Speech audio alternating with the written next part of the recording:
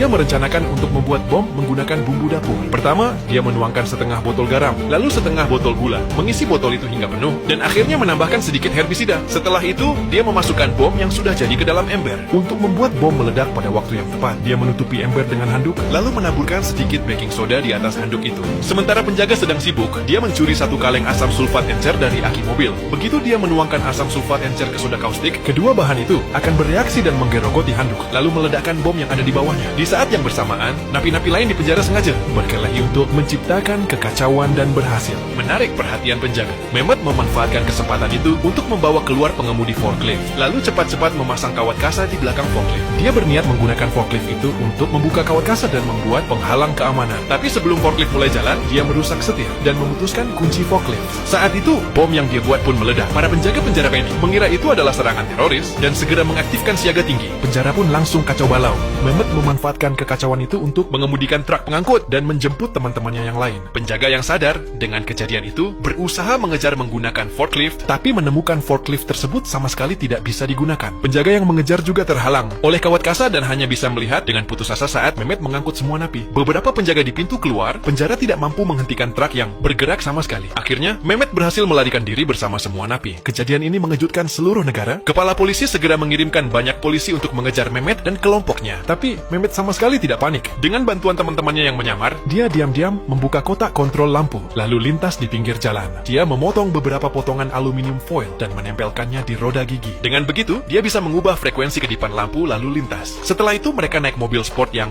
dicuri dan membawa polisi yang mengejar mereka ke jalanan yang paling ramai. Saat itu, potongan aluminium foil mulai berfungsi. Lampu lalu lintas di berbagai persimpangan mulai kedap-kedip secara acak. Seluruh lalu lintas kota jadi macet, membuat mobil polisi juga terjebak dan tidak bisa bergerak. Namun Mehmet dan kelompoknya dengan mobil mini mereka masih bisa bergerak bebas di jalanan kota. Tak lama kemudian, polisi mengirimkan petugas motor untuk mengejar. Kelihatannya, melarikan diri lewat jalan biasa sudah tidak mungkin lagi. Mereka pun memilih untuk masuk ke saluran pembuangan dan mengemudi sepanjang saluran air sampai akhirnya keluar di perbatasan negara. Akhirnya, mereka berhasil melewati pos perbatasan dan tiba di negara lain. Kepala polisi yang mengejar tidak berani menembak karena hal itu bisa memicu perang antar negara. Kepala polisi itu marah sekali. Meskipun dia hanya 1 meter dari Mehmet, dia tidak bisa menangkapnya dan hanya bisa melihat dia melarikan diri.